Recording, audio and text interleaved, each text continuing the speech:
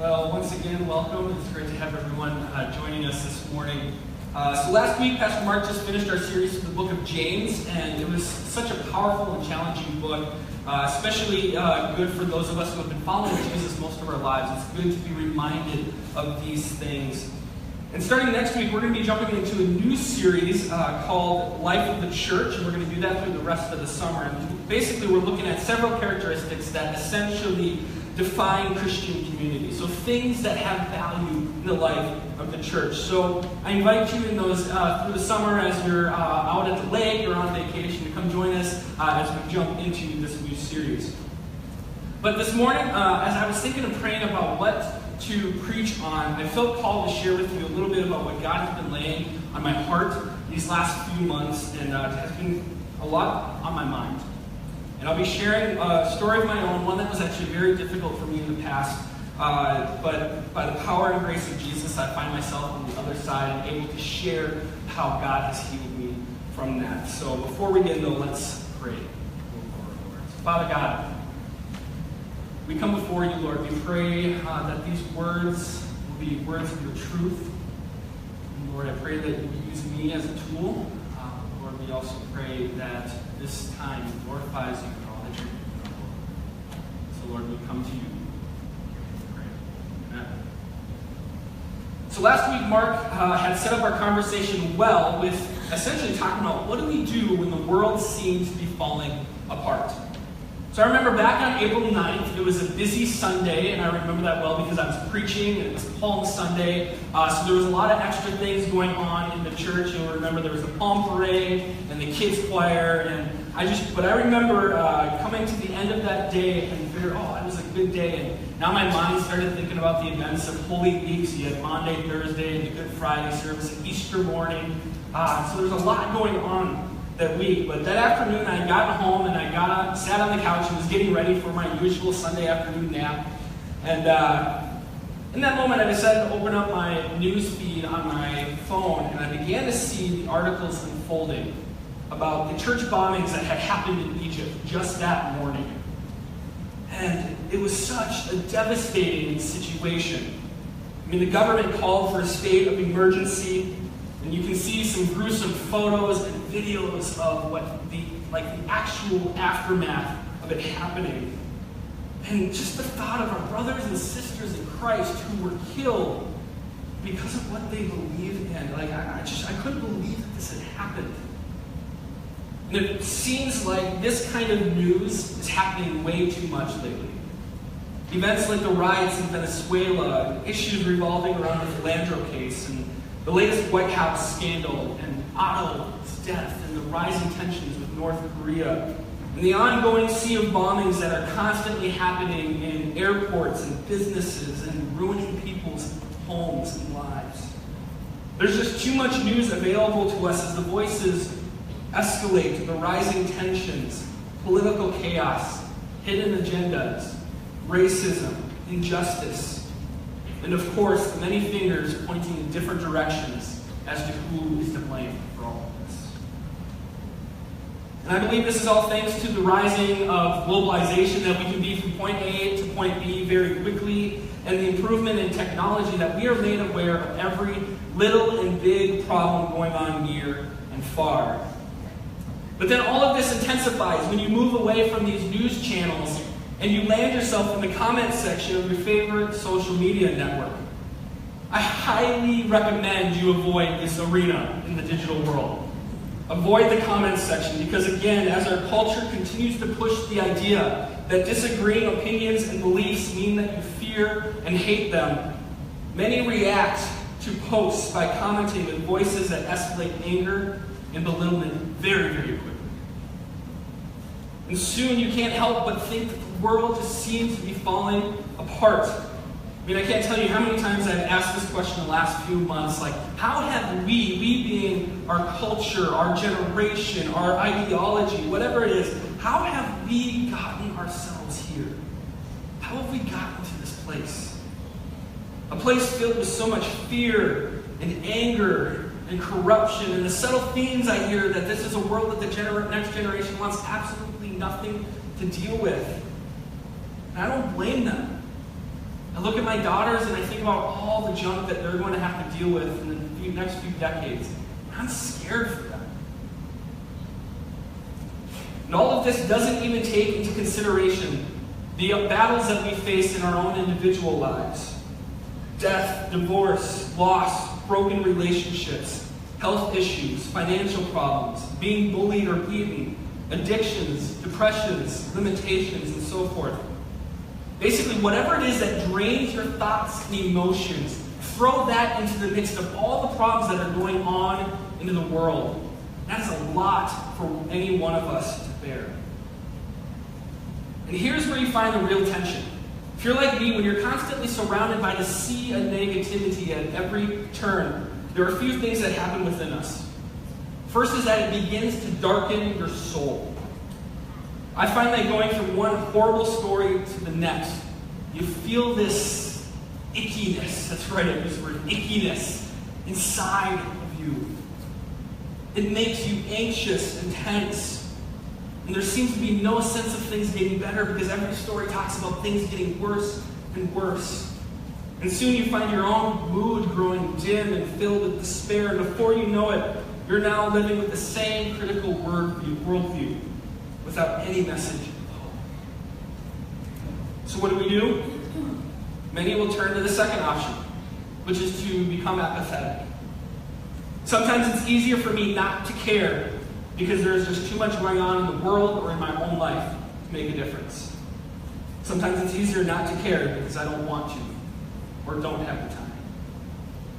On that morning when I had read about those church bombings in Egypt, within minutes of being devastated by the news, my daughter ran up to me with her latest art project that she had just colored. And then it was time for lunch, followed by that really enjoyable Sunday afternoon nap before heading off to youth group that night. Quickly past were my thoughts and my prayers for the families in Egypt. I had quickly become distracted. I had to move on with my busy life, forgetting the seriousness of what had just happened. Now, would I revisit that story later in the week? Well, sure, but amidst the many other things going on in the world and in my life.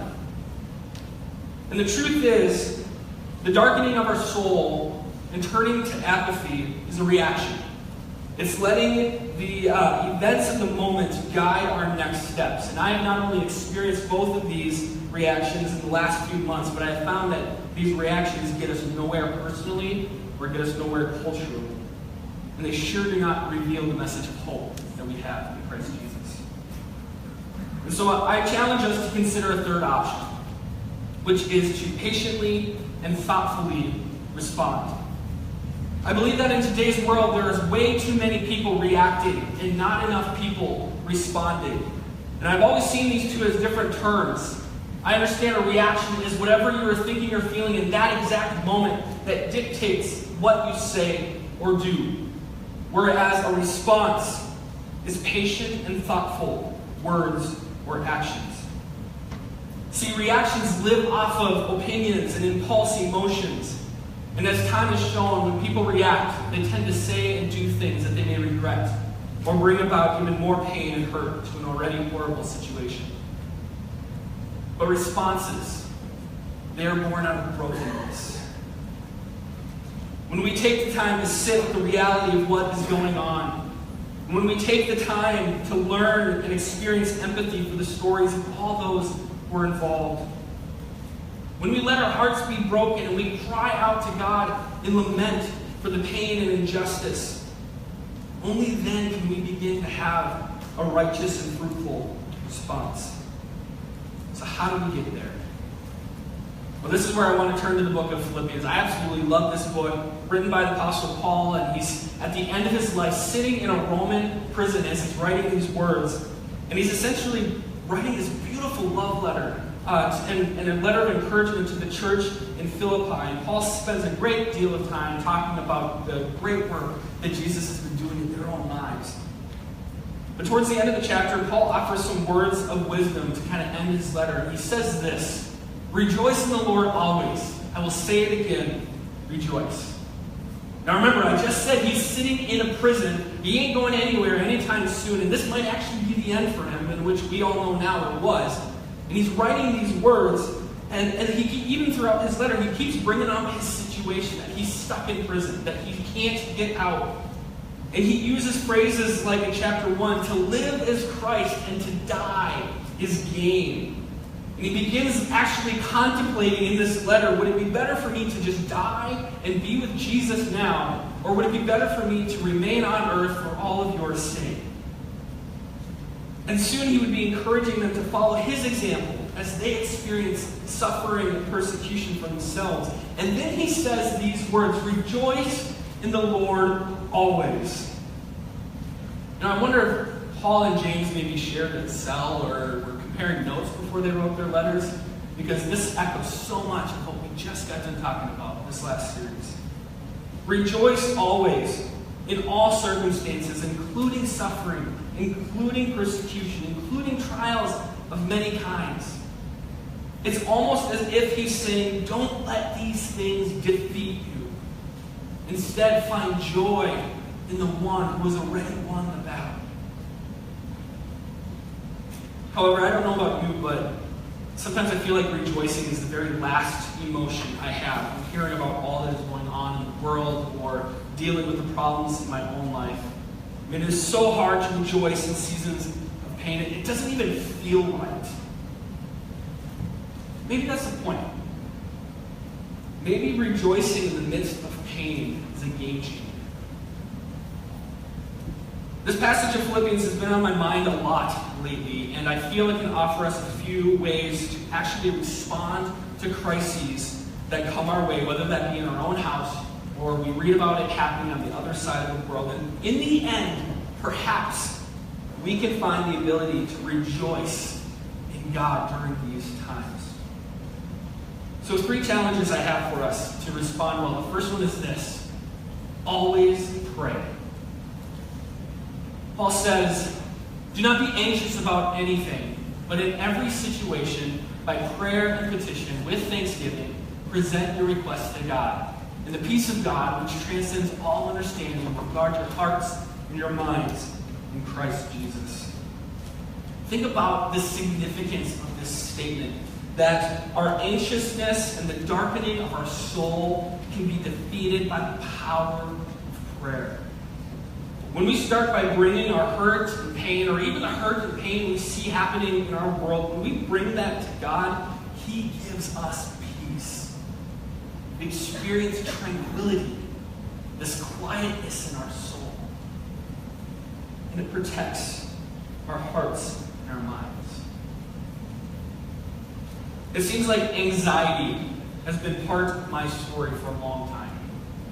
There are a number of times that I can look back and I can see how anxiety has constantly been this ball and chain around my ankles, kind of going with me wherever I go and the things I experience. And one particular situation was just a few years ago. Stress was high, and I don't think I've ever been more busy in my life. And that's when the anxiety started to settle in. My wife can attest to the countless number of sleepless nights I had worrying about every little insignificant thing or problem. Some of them weren't even problems, but I worried about it. And even there were a few times where I were having panic attacks, and I literally could not breathe. I had to figure out how to calm myself down. And this went on for a couple of weeks until one day a buddy of mine, a very good friend, had invited me to join him in what we called a silent retreat. So we met at a local church and used their sanctuary, and together we literally went off on our own to be with the Lord. And during that time, I randomly, and it doesn't always work this way, but this day it did, I randomly opened up to a psalm. And this psalm, God spoke to me in that moment. I want to read this together. It says, "Let all that I am wait quietly before God, for my hope is in Him. He alone is my rock and my salvation, my fortress where I will not be shaken. My victory and honor come from God alone. He is my refuge, a rock where no enemy can reach me." When it came upon those words, in that moment, I felt this arm of God reach around my shoulder and put it on my shoulder, and I felt this presence of God with me. And Very quickly, I find myself on my knees pleading with God to take this anxiety from me. I couldn't do it on my own anymore. I desperately needed his help to get out. So I prayed, God, take this from me. And as soon as I stood up from that prayer, I felt the chains of anxiety break off my ankles. That day, I experienced this peace that comes from Christ, this peace that I can't even comprehend fully. But I experienced it that day, and to this day, God has continued to guard my heart and mind because I know that his arm is around my shoulder. And I can face whatever it is that is coming my way. Prayer is a powerful tool that we have been blessed with. And I hope you see prayer that way. It's a powerful tool that we have been blessed with. So I encourage you first to pray about everything. Pray about the situations you are facing, and pray about the many things going on in the world. Lift these things up to God because he is our rock, a fortress that cannot be shaken, and victory will come from him alone. And in doing so, may you and those you are praying for experience this peace, knowing that God is sitting with you through it. So first off, pray always. Secondly, to respond well, love mercy, and do justice. There are a couple of times in Paul's letters where he reiterates his words of verse 9, inviting people to follow his example. Put into practice the things he has done, especially when it comes to caring for other people. I think about James's challenge that our actions must line up with what we believe. Faith without deeds is dead. Don't just wish people well without actually trying to help make them well. And I think about the words of Jesus. To love God and love others.